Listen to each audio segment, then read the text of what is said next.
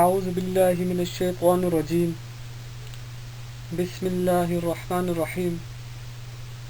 In the name of Allah, who is most merciful and very merciful. All praise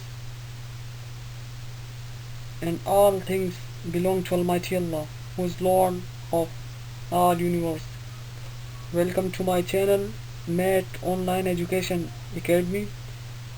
Today we are going to start chapter number 3, classification of account and accounting equation. It's a very important chapter for first year student. In this chapter we will learn about major topic we will cover inshallah: definition with example, head of account, type of account, nature of account, concept of account. We have already discussed accounting definition and process of accounting. इससे पहले हम 2 chapter पढ़ चुके हैं: accounting का तारुफ, accounting की definition, accounting के मकासद और प्रोसेस ऑफ अकाउंटिंग पिछले चैप्टर नंबर 2 में हम पढ़ चुके हैं। आज हम चैप्टर नंबर 3 स्टार्ट कर रहे हैं dear students.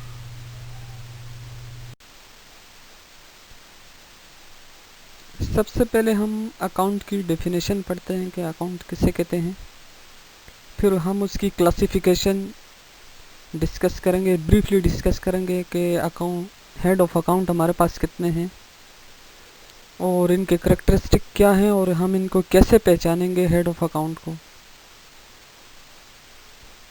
Account an account is summary of relevant at one place relating particular head, के जो अकाउंट है वो एक समरी होती है जो हम रेलिवेंट ट्रांजैक्शन जो करते हैं, बिजनेस ट्रांजैक्शन, उससे रिलेट होता है अकाउंटिंग, और इसका पर्टिकुलर मखसूस हेड होता है। कोई भी ट्रांजैक्शन की जाती है उसको हम पर्टिकुलर हेड में उसको रिकॉर्ड करते हैं और हर ट्रांजैक्शन का एक अलग अलग हेड बना दिया जाता है। बेसिकली अकाउंट समरी कहलाती है रेलिवेंट ट्रांजैक्शन की। आगे हम इसको डिस्कस करेंगे। हमारे पास classification of account 5 classification of account है। अब ये 5 हेड जो हमारे पास अकाउंटिंग के होते हैं, इन्हीं पे रूल्स भी अप्लाई किए जाते हैं, डेबिट और क्रेडिट के रूल्स। तो इन 5 हेड ऑफ अकाउंट को समझना बहुत ही ज़्यादा ज़रूरी है, क्योंकि ये समझा जाए कि अकाउंटिंग की जो बुनियाद हैं वो 5 पिलर पे कायम है, और ये 5 पिलर ये हैं। सबसे पहले हमारे पास एसेट्स का अकाउंट है, लायबिलिटीज़ का अकाउंट है, कैपिटल अकाउंट है, एक्सपेंस अकाउंट है और रेवेन्यू अकाउंट है। 5 तरह के अकाउंट हैं। इसको याद करने के लिए एक छोटा सा ऊपर मैंने फार्मूला लिख दिया है, एल्सर, रेड कलर में आपको नज़र आ रहा होगा, ALCER. A for assets, L for liabilities, C for capital, E for expense and R for revenue और इनकम। और आपको एक सर्कल में भी नज़र आ रहा होगा एक और, एल्सर के साथ क्लियर। ये भी एक छोटा सा फार्मूला है हेड को याद करने का कि 5 हेड हैं, 5 क्लासिफिकेशन है। अकाउंटिंग को 5 क्लासों में डिवाइड किया गया है। Clear, clear, C for capital, L for liabilities, E for expense, R for assets, A for assets, R for revenue. अब क्लासिफिकेशन अकाउंटिंग की क्यों की गई, किस वजह से अकाउंटिंग को 5 क्लासों में डिवाइड किया गया? अकाउंटिंग को सिंप्लीफाई करने के लिए, अकाउंटिंग को आसान करने के लिए इसकी 5 क्लासेस बना दी गई, ताकि अकाउंटिंग को समझना बहुत ज़्यादा आसान हो जाए, ज़रूरी हो जाए। तो हम अब सीक्वेंस से इनको डिस्कस करते हैं, इसकी डेफिनेशन पढ़ते हैं और इसकी एग्जांपल।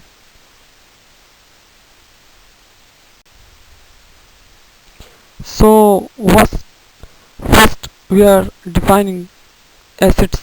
पहले हम एसेट्स अकाउंट को डिफाइन करते हैं। एसेट्स असासा, उर्दू में असासे को कहते हैं एसेट्स। एसेट्स अकाउंट, इसकी डेफिनेशन बहुत ज़्यादा आसान है। Value benefits in future. अब हम इसको डिफाइन करते हैं, समझते हैं कि एसेट्स किसे कहते हैं। Assets are those expenditure from which future economics benefits, के ऐसी वैल्यू, ऐसे अखराजात जिनका हम मुस्तकबिल में फ़ायदा उठाएं, वो हमारे एसेट्स कहलाते हैं। अब ऐसे कौन कौन से हमारे पास वैल्यू हो सकती है, एक्सपेंडिचर हो सकते हैं जिनका हम इन फ्यूचर हम बेनिफिट्स हासिल करें, उनका फ़ायदा हासिल करें। फॉर एग्ज़ाम्पल हमारे पास बिल्डिंग हो गई, लैंड, मशीन, ये हमारे पास एसेट्स कहलाते हैं। फ्यूचर में हम इनका फ़ायदा उठाते हैं, इनसे कारोबारी फ़ायदा उठाए। बिजनेस ऑपरेशन के लिए, कारोबारी मकासद के लिए जो भी वैल्यू खर्च की जाए, जो भी अखराजात किए जाते हैं, मकसद ये हो, हमारा ऑब्जेक्ट ये हो कि हमने इन फ्यूचर इन वैल्यूज से हमने फ़ायदा उठाना है, वो हमारे एसेट्स कहलाते हैं। टाइप ऑफ एसेट्स, एसेट्स की दो इकसाम होती है असासे की। दो किस्म के एसेट्स होते हैं हमारे पास, एक करंट एसेट्स और सेकंड हमारे पास fix asset. Current assets value benefits future realize in cash और सोल्ड और कंज्यूम विद इन 1 ईयर, के ऐसे असासाजात जिनका हम फ्यूचर में, मुस्तकबिल में उनसे फ़ायदा लें, लेकिन वो 1 साल के अंदर अंदर क्या हो जाए, कंज्यूम हो जाएं, ख़त्म हो जाएं, बिक जाएं या कैश में कन्वर्ट हो जाएं, या जिनकी लाइफ 1 साल से कम हो, वो हमारे पास करंट एसेट्स कहलाते हैं। इसमें आपको नज़र आ रहा होगा, मैंने कुछ एग्जांपल टाइप की हुई है नीचे। Cash, account receivable, merchandise inventory, prepaid payments etcetera. इसके अलावा और भी कई हमारे पास बैंक है, ये करंट एसेट्स कहलाते हैं। अब कैश का मिसाल आप ले लें। कैश कंज्यूमेबल है, खर्च हो जाता है, हम इसको 1 साल के डेली बेसिस पे हम कैश हमारे पास इनफ्लो आउटफ्लो होता है, खर्च होता है। इसी तरह अकाउंट रिसीवेबल, ये भी 1 साल के अंदर अंदर क्या हो जाता है, कैश में कन्वर्ट हो जाता है। मर्चेंडाइज इन्वेंट्री कंज्यूम हो जाती है, प्रीपेड पेमेंट्स वगैरह हैं, तो इनकी लाइफ 1 साल से कम होती है। ये करंट एसेट्स, ऐसे एसेट्स जिनकी लाइफ 1 साल से कम हो, जो 1 साल के अंदर अंदर कैश में कन्वर्ट हो जाए, वो हमारे पास करंट एसेट्स कहलाते हैं। इसके अलावा हमारे पास फिक्स एसेट। फिक्स एसेट्स ऐसे assets value benefits future after 1 year, यानी ऐसे एसेट्स जिनकी लाइफ 1 साल से ज़्यादा हो, जिनके लॉन्ग लाइफ एसेट्स हों, वो हमारे पास फिक्स एसेट्स कहलाते हैं। इसी तरह आपके पास land, building, machine, furniture and fixture, vehicle, ये हमारे पास फिक्स एसेट्स कहलाते हैं। इनकी लाइफ 1 साल से ज़्यादा होती है। तो दोनों में फ़र्क यह है करंट एसेट्स में कि करंट एसेट्स ऐसे एसेट्स जिनकी लाइफ 1 साल से कम हो या 1 साल के अंदर अंदर कैश में कन्वर्ट हो जाएं या ख़त्म हो जाएं, और फिक्स एसेट्स ऐसे एसेट्स जिनकी लाइफ क्या हो, 1 साल से ज़्यादा हो और हम उससे फ्यूचर में फ़ायदा उठा रहे हों, जैसे लैंड हो, बिल्डिंग हो, मशीन हो, ये सारी चीज़ें, ये हमारा फिक्स एसेट्स कहलाते हैं।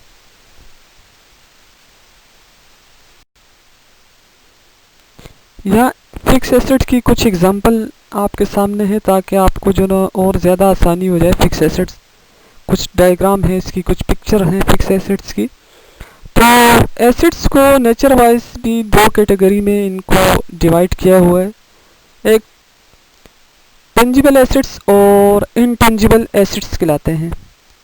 टेंजिबल एसेट्स ऐसे एसेट्स होते हैं जिनको हम फिजिकल तौर पे छू सकें, टच कर सकें, देख सकें, वो टेंजिबल एसेट्स कहलाते हैं।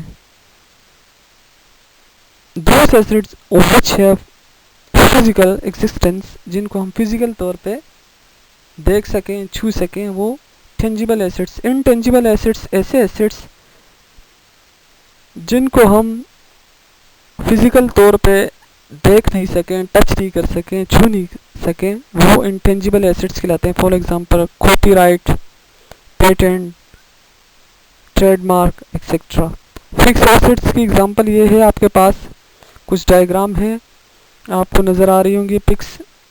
Land, building, vehicle, computer, typewriter, office equipment वगैरह, ये फिक्स एसेट्स की एग्जांपल है। और करंट एसेट्स जैसे मैंने आपको बताया है कि कैश हो गया, बैंक हो गया, प्रीपेड पेमेंट हो गई, ये करंट एसेट्स में शुमार किए जाएंगे क्योंकि उनकी लाइफ 1 साल से कम होती है, कंज्यूमेबल होते हैं। और फिक्स एसेट्स की लाइफ 1 साल से ज़्यादा है, जैसे कि आपके सामने ये सारे फिक्स एसेट्स नज़र आ रहे हैं। आगे बढ़ते हैं हम लाइबिलिटीज़ की तरफ। जैसे कि एसेट्स हमने पढ़ा असासा, एसेट्स की टाइप भी हमने पढ़ी और इसी एग्जांपल भी हमने समझी। इसी तरह जो सेकंड अकाउंट हमारे पास है लाइबिलिटीज़ अकाउंट। लाइबिलिटीज़ कर्जे को कहते हैं, कर्जे, वाजिबात या रिस्पॉन्सिबिलिटी, जिम्मेदारियाँ। तो लाइबिलिटीज़ की सिंपल डेफिनेशन, ऑब्लिगेशन और claim of outsider in total assets of business के obligation against economics benefits are of by an enterprise के मालिक की जिम्मेदारियां जो उसने अदा करनी हो, जो उसने लाजमी अदा करनी हो, वो लाइबिलिटीज़ कहलाती है, कर्जा कहलाता है। ठीक है, तो इसी तरह जैसे एसेट्स की हमने 2 टाइप पढ़ी थी, इसी तरह हमारे पास लाइबिलिटीज़ की भी 2 टाइप्स हैं। फर्स्ट शॉर्ट टर्म लाइबिलिटीज़, जिसको हम करंट लाइबिलिटीज़ भी कहते हैं, और सेकंड लॉन्ग टर्म लाइबिलिटीज़ या नॉन करंट लाइबिलिटीज़ भी ये कहलाती हैं। तो फर्स्ट हमारे पास जो करंट लाइबिलिटीज़ जो है, obligation to be paid by an organisation within a period of 1 year, obligation to be paid clear within 1 year के ऐसे क्लेम, ऐसी ऑब्लिगेशन, ऐसे कर्जे, ऐसी जिम्मेदारियां जो क्लियर हों, जो पेड किए जाएं, अदा किए जाएं 1 साल के अंदर अंदर, यानी ऐसे कर्जे जो 1 साल के अंदर अंदर अदा किए जाएं, वो हमारे पास शॉर्ट टर्म लाइबिलिटीज़ या करंट लाइबिलिटीज़ कहलाती हैं। इसकी एग्जांपल हमारे पास account payable, accrued expenses, unearned income, bank overdraft, short term loan etcetera, ये हमारे पास शॉर्ट टर्म लाइबिलिटीज़ में आती है।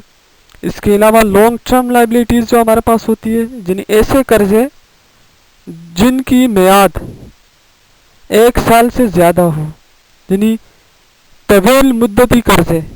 और शॉर्ट टर्म लाइबिलिटीज़ कलील मुद्दती कर्जे। तवील मुद्दती 1 साल से ज़्यादा जिनके हो, जैसे बैंक लोन देता है 5 साल के लिए, तो वो हमारे पास लॉन्ग टर्म लाइबिलिटीज़ कहलाएगी। Definition is that obligation to be paid और क्लियर आफ्टर 1 ईयर, कि जो 1 साल के बाद हम क्या करें, उसको अदा करें, वो लॉन्ग टर्म लाइबिलिटीज़ कहलाती है। इसी तरह लॉन्ग टर्म लाइबिलिटीज़ में हमारे पास लॉन्ग टर्म लोन जो बैंक देते हैं 5 साल के लिए, 10 साल के लिए, 15 साल के लिए, वो हमारे पास लॉन्ग टर्म लाइबिलिटीज़ में आएंगे। इसी तरह बॉन्ड पेएबल, जो बॉन्ड इशू किए जाते हैं, जो बॉन्ड्स होते हैं, वो भी पेएबल लाइबिलिटीज़ कहलाती है। डिबेंचर्स हमारे पास हैं, बैंक की तरफ से जारी किए जाते हैं डिबेंचर्स। इसी तरह हमारे पास डिफर्ड लाइबिलिटीज़ होती है, ऐसी लाइबिलिटीज़ जिनकी लाइफ लॉन्ग लाइफ हो, 1 साल से ज़्यादा हो, कर्जदार, वो हमारे पास डिफर्ड लाइबिलिटीज़ कहलाती है। Advance receive from more than 1 year, के ऐसे एडवांस जो हम 12 महीने से ज़्यादा हम रिसीव करें, उसको अदा करें, वो हमारे पास लॉन्ग टर्म लाइबिलिटीज़ कहलाती है। इसी तरह लाइबिलिटीज़ की एग्जांपल है, जैसे हमने एसेट्स की एग्जांपल पढ़ी है, इसी तरह लाइबिलिटीज़ की एग्जांपल हमारे पास है मॉर्टगेज। सबसे पहले आपको नज़र आ रहा होगा हाउस सा बना हुआ मॉर्टगेज। मॉर्टगेज मीन्स के गिरवी रखना। फॉर एग्ज़ाम्पल बैंक से अगर लोन लिया जाए तो बैंक क्या करते हैं, प्रॉपर्टी के डॉक्यूमेंट्स ले लेते हैं और तब जो ना लोन इशू किया जाता है, कर्ज़ा इशू किया जाता है। हाउस के लिए, बिजनेस के लिए, या प्रॉपर्टी डॉक्यूमेंट्स जो बैंक अपने पास श्योरिटी के तौर पे रखते हैं, मॉर्गेज कहलाती है। इसके अलावा कार के लिए फाइनेंसिंग लोन लिया जाता है, ये भी हमारी लाइबिलिटीज़ कहलाती है। इसी तरह क्रेडिट कार्ड वगैरह हो गए, ये सब लोन की एग्जांपल हैं हमारे पास। अकाउंट पेबल उधार पे अगर कोई चीज़ ख़रीदी जाए और वो अकाउंट पेबल कहलाते हैं। तो ये आपके पास कुछ एग्जांपल हैं इसकी लाइबिलिटीज़ की। लाइबिलिटीज़ की दो टाइप्स होती हैं जैसे मैंने डिस्कस की, short term liabilities and long term liabilities. Short term liabilities ऐसी लाइबिलिटीज़ जो कि 1 साल के अंदर अंदर पे हो जाएं। लॉन्ग टर्म लाइबिलिटीज़ ऐसी लाइबिलिटीज़ जिनकी लाइफ 1 साल से ज़्यादा हो, जो 1 साल के बाद के अरसे में अदा की जाएं, वो लॉन्ग टर्म लाइबिलिटीज़ कहलाती हैं। हम मज़ीद इसको आगे डिस्कस करेंगे। नेक्स्ट क्लास हमारे पास जो है कैपिटल अकाउंट। जो भी पैसा उसको चाहिए होगा अपने ज़ाती इस्तेमाल के लिए तो वो ड्राइंग कहलाएगा। ज़ाती इस्तेमाल के लिए उसने अपनी गाड़ी के लिए फ्यूल इस्तेमाल किया, घर के लिए कुछ सामान लेके आया, पर्सनल यूज़ के लिए उसने पैसा निकाला एंटरटेनमेंट वगैरह के लिए, तो वो ड्राइंग में आएगा, ड्राइंग कहलाएगा। नेक्स्ट जो हमारे पास अकाउंट है वो है कैपिटल अकाउंट। कैपिटल सरमाए को कहते हैं, सरमाया। इसकी सिंपल डेफिनेशन ये है कि how much contribution claim in business by owner. एक मालिक ने कितना पैसा कंट्रीब्यूट किया है, कितना पैसा अपने कारोबार में उसने लगाया है, कैपिटल कहलाता है।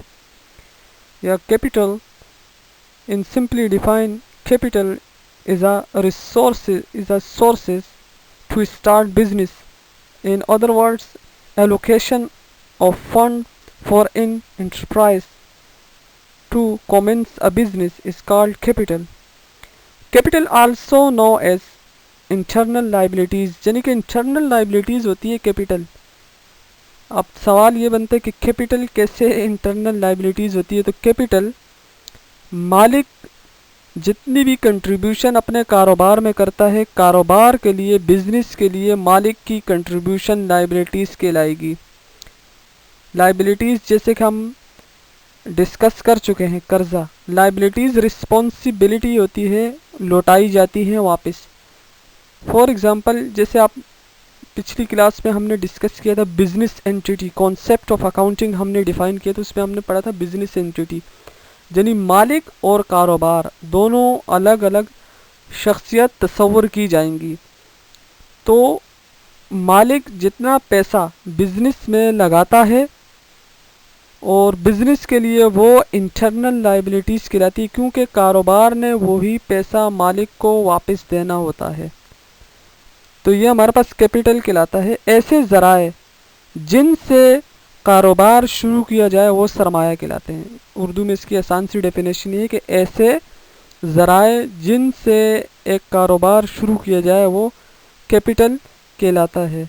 मिसाल के तौर पे अगर हम इसकी एग्ज़ाम्पल लें कि मिस्टर नदीम इन्वेस्टेड 100,000 इन बिज़नेस, के मिस्टर नदीम ने इन्वेस्ट की, सरमायाकारी की है 1 लाख रुपए अपने कारोबार में। तो ये 1 लाख रुपए नदीम जो कंट्रीब्यूशन कर रहा है कारोबार में, वो कारोबार के लिए इंटरनल लाइबिलिटीज़ कहलाएगी। इसी तरह जो कैपिटल है वो बेसिकली बिजनेस रिसोर्सेज कहलाती है और इंटरनल लाइबिलिटीज़ कहलाती है। ये इसके मेन पॉइंट है कैपिटल के।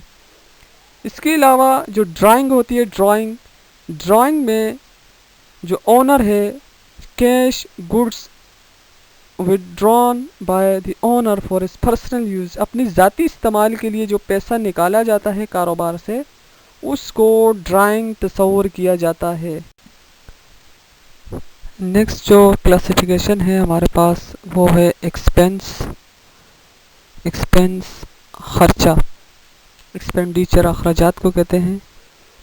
जैसे हमने एसेट्स के बारे में पढ़ा था कि एसेट्स हमारे पास वैल्यू बेनिफिट्स इन फ्यूचर होती हो, इसी तरह हमारे पास एक्सपेंस जो है वो वैल्यू बेनिफिट्स इन पास्ट होती है।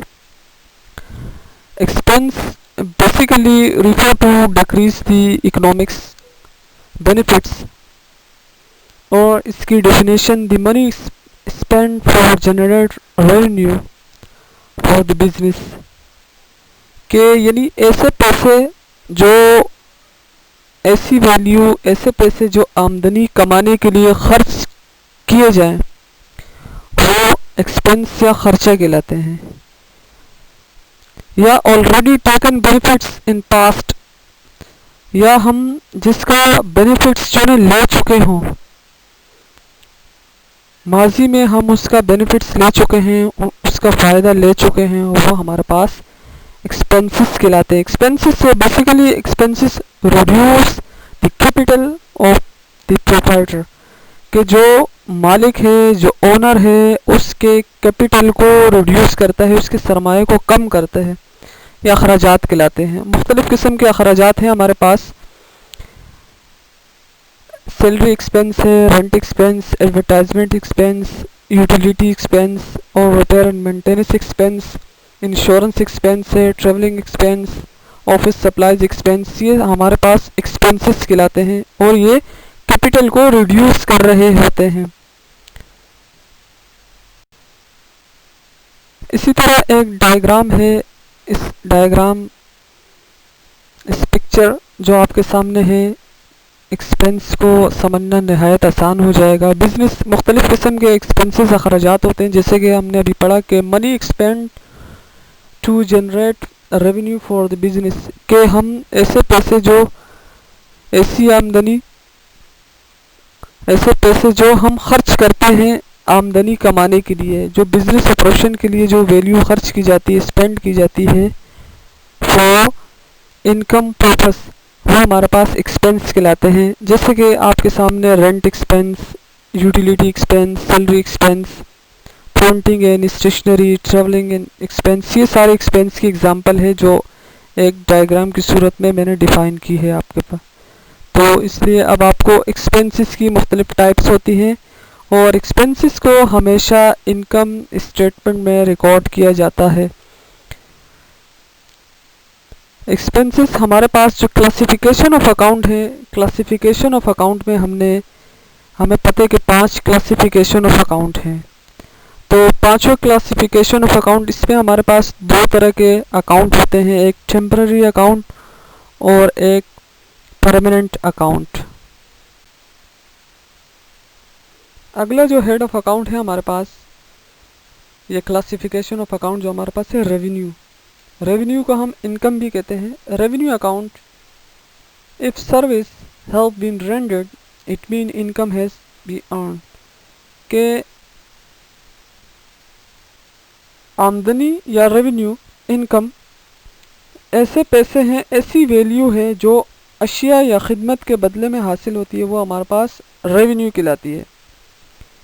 Revenue are the receipt again goods और सर्विस, के रेवेन्यू हमें कैसे हासिल होती है कि हम कोई भी अपनी सर्विस प्रोवाइड कर रहे होते हैं या कोई भी अपनी अशिया बेच रहे होते हैं, उसके बदले में जो हासिल होने वाली शय होती है वो हमारे पास रेवेन्यू कहलाती है। रेवेन्यू हमारे पास, इसकी एग्जांपल देख लें कि सेल रेवेन्यू, सेल की सूरत में भी हमें आमदनी हासिल हो सकती है। इसी तरह रेंट इनकम, किराए पे अगर हमारे दुकान है, मकान है, हमारी बिल्डिंग है, उससे जो इनकम हासिल होगी, उससे जो पैसा हासिल होगा हमें, वो रेंट इनकम कहलाएगा। फीस इनकम, अगर हम अपनी सर्विस प्रोवाइड कर रहे हैं और उससे जो इनकम आ रही है वो फीस इनकम कहलाएगी। इसी तरह इंटरेस्ट इनकम, अगर बैंक में इन्वेस्टमेंट की गई है उससे जो पैसा मिल रहा है इंटरेस्ट, वो इंटरेस्ट इनकम कहलाएगी। इसी तरह कंसल्टिंग फीस, किसी को मशवरा देना, फॉर एग्ज़ाम्पल एडवोकेट वगैरह, वकील वगैरह या डॉक्टर्स वगैरह कंसल्टेंट जो होते हैं उसके बदले में जो फीस आ रही होगी वो कंसल्टिंग फीस कहलाएगी। और इसके अलावा हमारे पास इनकम के और भी कई रिसोर्सेज होते हैं इनकम के, कि इनकम को कैसे जनरेट किया जाता है। अब यहाँ पे if a service have been rendered, अगर आप सर्विस अपनी खिदमत दे चुके हो, it mean income has be earn, तो इसका मतलब ये है कि आपकी इनकम हो चुकी है, तो उसको हम रेवेन्यू में शुमार किए जाते हैं। भले आपके पास पैसा अभी आया हो या नहीं आया हो, लेकिन आप अपनी सर्विस सरंजाम दे चुके हो, तो इसको हम किस में शुमार करेंगे? रेवेन्यू में शुमार करेंगे। रेवेन्यू इनकम में शुमार किया जाएगा। जैसे कि हमने इनकम की डेफिनेशन पढ़ी थी रेवेन्यू की। Revenue are the received against goods on services. These revenues are recorded when they are incurred। तो जो हमारे पास रेवेन्यू होती है, जैसे एक्सपेंस हमारे पास है, expense reduce the capital of the owner. इसी तरह जो रेवेन्यू है, revenue increase the capital of the proprietors of the owners. तो ये इसकी प्रॉपर्टीज होती है रेवेन्यू की। अब हम थोड़ा सा रिवाइज कर देते हैं और व्यू करते हैं चैप्टर को। Accounting equation. अब हमने जैसे क्लासिफिकेशन ऑफ अकाउंट पढ़ी थी, हमें पता है हेड ऑफ अकाउंट हमारे पास 5 हेड ऑफ अकाउंट हैं, जिसका हमने 2 सिंपली फार्मूले के ज़रिए इसको डिफ़ाइन किया था, क्लियर और एल्सर के फार्मूले से, ताकि बआसानी जो ना हमें याद हो जाए। सबसे पहले हमने एसेट्स के हवाले से पढ़ा था कि assets economics benefits will flow in future. ये एसेट्स की डेफिनेशन थी कि हम फ्यूचर के लिए इन्वेस्टमेंट करते, फ्यूचर के लिए वो वैल्यू जो हमें फ्यूचर में फ़ायदा दे वो हमारे एसेट्स कहलाती हैं। इसके अलावा हमने लाइबिलिटीज़ पढ़ी थी। एसेट्स की हमने 2 टाइप्स पढ़ी थी, करंट एसेट्स, फिक्स एसेट। फिर हमने नेचर वाइज भी इसको डिस्कस किया था, टेंजिबल एसेट्स और इनटेंजिबल एसेट्स। फिर हमने जो सेकंड क्लास पढ़ी थी उसमें लाइबिलिटीज़ पढ़ी थी। लाइबिलिटीज़ हमने पढ़ी थी, ओब्लिगेशन होता है basically claim of outsider in total assets and business. ये हमने लाइबिलिटीज़ पढ़ा था। कर्जा के लाइबिलिटीज़ आउटसाइडर का क्लेम होता है, इसकी हमने टाइप पढ़ी थी लाइबिलिटीज़ की, short term liabilities and long term liabilities. And then हमने डिफ़ाइन किया था कैपिटल को, capital how much money contribution in business या क्लेम ऑफ ऑनर, हमने कैपिटल पढ़ा था। फिर हमने ड्राइंग अकाउंट को समझा था, ड्राइंग अकाउंट किसे कहते हैं। फिर हमने फोर्थ में खर्चा एक्सपेंस पढ़े थे। एक्सपेंस हमने पढ़ा था कि already taken benefits in past, कि हम उसका माजी में बेनिफिट्स ले चुके हों, फ़ायदा ले चुके हैं, या ऐसे अखराजात जो आमदनी कमाने के लिए किए जाएँ वो एक्सपेंसेस कहलाते हैं। और इसकी हमने मुख्तलिफ एग्जाम्पल भी पढ़ी थी। एंड देन हमने लास्ट में पढ़ा था रेवेन्यू अकाउंट। रेवेन्यू अकाउंट हमने if service have been rendered, अगर कोई सर्विस हम खिदमत सरंजाम दे चुके हैं, इनकम हमारे पास हो या ना हो, उसको रेवेन्यू में शुमार किया जाएगा। रेवेन्यू की भी हमने एग्जाम्पल्स पढ़ी थी काफ़ी। एंड देन अब हमारे पास लास्ट में जो इसका लास्ट जो टॉपिक है वो अकाउंटिंग इक्वेशन के है। अब ये जो 5 क्लासिफिकेशन हैं, इन 5 क्लासिफिकेशन में 2 तरह के अकाउंट में डिवाइड किए गए, परमानेंट अकाउंट और टेम्परेरी अकाउंट। परमानेंट अकाउंट ऐसा अकाउंट होता है not close in the end of the period के एंड ऑफ द ईयर, यानी ऐसे अकाउंट जिसको हम जो ना क्लोज नहीं करें, ऐसे खाते जिसको हम बंद नहीं करें, वो चलते रहते हैं। साल के आखिर में भी उसको क्लोज नहीं किया जाता, वो खाते हमेशा जब तक बिजनेस रहता है वो खाते चलते रहते हैं। उससे हमारे पास एसेट्स है, लायबिलिटीज़ है, कैपिटल है। ये 3 अकाउंट ऐसे अकाउंट हैं जो मिलके एक अकाउंटिंग इक्वेशन बनाते हैं, और ये तीनों परमानेंट अकाउंट होते हैं। हमेशा इस ये अकाउंट कंटिन्यूसली बिजनेस के साथ साथ चलते रहते हैं, इसको क्लोज नहीं किया जाता। एक मरतबा इसको ओपन किया जाता है और उसके बाद जब तक आपका कारोबार वाइंड अप ना हो, बिजनेस ख़त्म ना हो, ये आपके पास चलते रहते हैं। अब एसिड्स हमारे पास प्लस का साइन शो कर रहे हैं, इसकी नेचर वाइज ये प्लस होता है, डेबिट साइड पे इसको रिकॉर्ड किया जाता है। इसी तरह लाइबिलिटीज़ की नेचर माइनस है, इसको क्रेडिट साइड पे रिकॉर्ड किया जाता है। इसी तरह कैपिटल हमारे पास ये भी माइनस साइन से शो होता है, इसको भी क्रेडिट साइड पे शो किया जाता है। टेम्प्रेरी अकाउंट ऐसे अकाउंट होते हैं जो साल के आखिर में, हर साल में, वो फिस्कल ईयर में, अकाउंटिंग ईयर में उनको क्रॉस किया जाता है, वो टेम्प्रेरी अकाउंट कहलाते हैं। टेम्प्रेरी अकाउंट में हमारे पास रेवेन्यू और एक्सपेंस। रेवेन्यू अकाउंट जो है हम ब्रीफली डिस्कस कर चुके हैं, इसको माइनस के साइन से शो किया जाता है और क्रेडिट साइड पे इसको शो किया जाता है क्रेडिट कॉलम में। और हम रूल भी पढ़ चुके हैं पिछली वीडियो में, इनके 5 क्लासिफिकेशन जो है, इस पर जो रूल्स अप्लाई होते हैं डेबिट क्रेडिट के, वो हम पढ़ चुके हैं। इसके अलावा एक्सपेंस जो हमारे पास है, इसकी नेचर जो ना प्लस होती है और ये भी डेबिट साइड पे रिकॉर्ड किया जाता है। तो हमें पता ये चला कि 2 ऐसे अकाउंट हैं जिनकी नेचर प्लस है और बाकी लाइबिलिटीज़, कैपिटल और रेवेन्यू 3 ऐसे अकाउंट हैं जिनकी नेचर हमारे पास नेगेटिव होती है। तो फ्यूचर जो खसूसियात होती है, वो अकाउंटिंग इक्वेशन क्यों बनाई जाती है, किसी भी इदारे की, किसी भी ऑर्गेनाइजेशन की फाइनेंशियल पोजीशन को शो करने के लिए अकाउंटिंग इक्वेशन की जाती है, अकाउंटिंग इक्वेशन का इस्तेमाल किया जाता है। Accounting equation basically balance sheet होती है। तो बैलेंस शीट होती है अकाउंटिंग इक्वेशन, आपको नज़र आ रही होगी accounting equation assets is equal to liabilities plus capital, के जो हमारे एसेट्स होते हैं असासा, वो किसके बराबर होते हैं, लायबिलिटीज़ के बराबर होते हैं और कैपिटल के बराबर होते हैं। ये हमारे पास अकाउंटिंग इक्वेशन कहलाती है। अकाउंटिंग इक्वेशन का स्टूडेंट्स आपके पास जो क्वेश्चन आता है, शॉर्ट क्वेश्चन में अकाउंटिंग इक्वेशन पूछी जाती है। अब जो एसेट्स है हमारे पास, वो तो हम उसको डिफाइन कर चुके हैं। Resources required to run business के जराए जो होते हैं, वो बिजनेस को चलाने के लिए, वो एसेट्स कहलाते हैं। और लाइबिलिटीज जो हमारे पास होती है, borrowing from other if needed, के liabilities is optional part if needed, ये ऑप्शनल पार्ट होती है, अगर ज़रूरत पड़े तो हम जो ना किसी से कर्जा ले सकते हैं, ज़रूरत ना पड़े कारोबार में तो हम कर्जा नहीं लेते, ऑप्शनल पार्ट है ये अकाउंटिंग इक्वेशन का। And then capital investment by proprietorship या ओनर, कि जो कैपिटल है वो इन्वेस्टमेंट होती है किसकी, मालिक की या ओनर की। तो ये था accounting equation. In next video में हम इंशाल्लाह इसके प्रैक्टिकल एग्जामिनेशन क्वेश्चन करेंगे। In the last few words, dear student, I hope you enjoy my video lecture. Please subscribe button down here, like this video, waiting for your like and waiting for your valuable comments.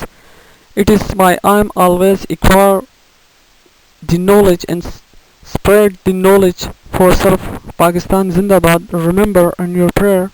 Best regard, Muhammad Naeem. I hope you like my this new technique, new teaching technique, new methodology. Allah Hafiz, Jazakallah. Assalamu alaikum.